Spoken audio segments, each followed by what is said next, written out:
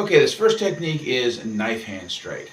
You'll notice when I do the knife hand strike, it comes up here like this. The elbow is behind me, the palm is facing away from the side of my face. Then, as I go to throw it, this elbow actually comes forward like this first, and the fingers go up. Then, it whips around. See how the fingers start to whip around after that comes forward, and extends all the way out to there. Now notice my elbow is not locked when I extended out there. There was a slight bend left in my elbow. The other thing is here on the front when it comes around like that, you're going to see I'm at a slight angle there. I am not flat. Now the reason why I don't want to be flat is because if I actually hit something, now the primary target is into the side of the neck here, but let's say I miss the side of the neck and I hit into the skull. That's hard. If I'm flat, this muscle here tends to roll up and over. Now as it rolls up and over, it exposes this little bone down here, and that can break very easily.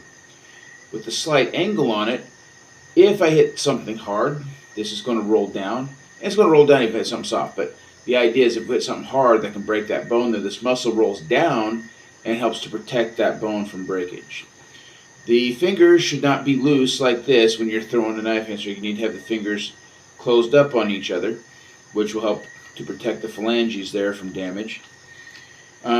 The other thing you'll notice is whenever it's thrown out here, as I come here, as this one's coming up for the next one, this hand closes. I'm practicing the idea of hikite, which is grabbing and then pulling. So practice the idea, I've grabbed something, and then I'm going to pull it in. I'm going to pull the opponent in after I make the strike. So make sure on each one of these, hit, as I come up, make a deliberate grab on each one. Deliberate grab. Alright, technique number 2 is a reverse knife hand strike. And you notice on this one here, I'm coming here like this. The palm is now facing towards my face as I execute it. And here, basically, the elbow is going to go forward again, and as it does, it's going to uncoil. So as it uncoils here, it's out like this. Now notice the slight angle, I'm not flat again, I'm turned up just ever so slightly for the exact same purpose of this muscle rolling to protect that bone. So again, if I'm flat, it's going to roll down, exposing that bone. With a slight angle up, it'll roll up and protect that bone from breakage right there. And again, just like on the other one, when you're out here, as you come up, you're going to practice your deliberate grab and then pull. Make sure this is pull back good and hard. Never come back lazy, because this is actually a grab and pull.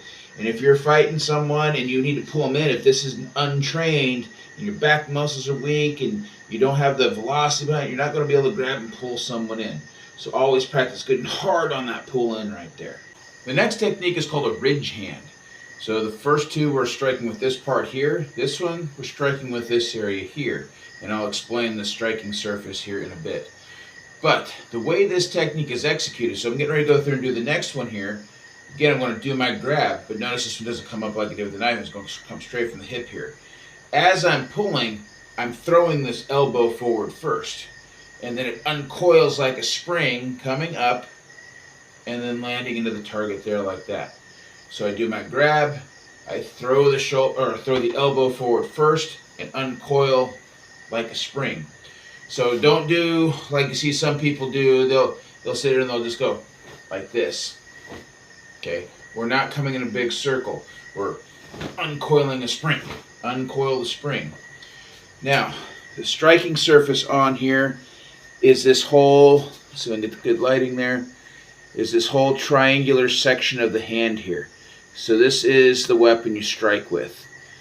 Now I have there's additional parts to this here, which I'm going to discuss at the very end of the video in the informational section, but this is the striking surface on your hand right here. Okay, the next technique is a back fist. But we have two different back fists. This one we're going to call a sideways back fist, or a sideways back fist. Essentially what we're going to do is we're going to come up here like this. The palm of the hand, you have your fist already made, but the palm of the hand is facing toward your head. And what you're going to do, you're going to rotate your body, and it's going to uncoil like such into the target. Now, there's an important detail to the wrist articulation. So as I'm coming through, the wrist actually extends forward and comes back. You're not hitting with the back of the hand. You're hitting with the knuckles. So you got to throw those knuckles to hit with the knuckles here like this, and then you snap it all back. And notice we're not doing like in the other ones where it's like, leave it out there. Leave it out there. We're going to practice the idea, hit and recoil. So hit and retract as quick as possible. So when we come up here, that's why it's back. Then you switch to the other side, back. Now during your drills, you could sit there and go, okay, we're going to stay on this side. Okay, 1, 2, 3, and do your number of reps. You know, half your reps on this side, then switch to the other side, then do the other half the reps on the other side. You don't have to alternate on each one. You could sit there and just do one side at a time if you want. Okay, the next technique is a forward back fist or a vertical back fist. And on this one here, when I come up, this time the palm is facing away. I still have a fist form. And I'm going to throw forward instead of rotating this way because it's not coming across this way. The energy is going straight forward.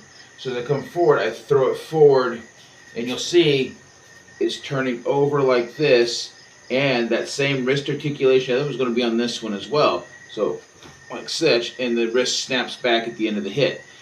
Now, the primary target is going to be like the bridge of the nose and anywhere on the front right up here in the face. Again, this is an upper level technique. Okay, so I hit, and it retracts back here. So kind of in the middle level after it retracts. I don't want to boom and then have it retract and be right in front of my own face, blocking my vision.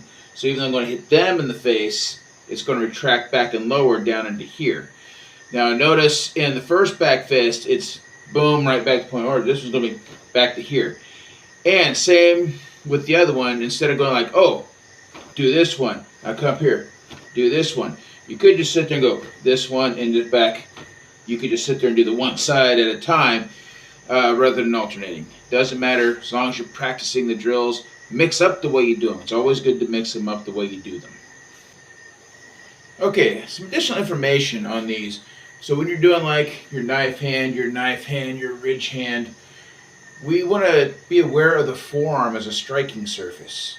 Even with your back fist here, forearm is a striking surface. So in old style martial arts, we're fighting very close to one another. So the idea is I'm coming here like this, hitting with this ridge hand here. If I can hit with the forearm, so I'm targeting the side of the neck with the forearm. If they back away from me as that's coming in, then I'm going to catch them as they're backing up with my hand. So this is why I want to condition this part of my hand while targeting with this part. So hit with the forearm, they back away, they hit with the hand.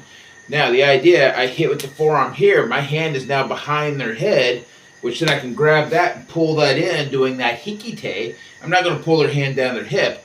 The pulling of the hip just indicates grab and pull. So in the actual application, hit with the ridge hand, grab, and I pull them into a punch right here. And I'm maybe here at the end. It's represented in the kata this way. Reality gets pulled into here while I hit with another one. So in like a karate kata, you might see the technique go like this, where, okay, here comes the ridge hand here, and then punch there. Reality, you're here, the ridge hand's there, you grab behind, throw the punch there. This representing their head being pulled in as you're delivering that punch there. So the actual application and the way it works in kata are disconnected from each other that way, but there's reasons for that disconnect, and we'll discuss that in a future module.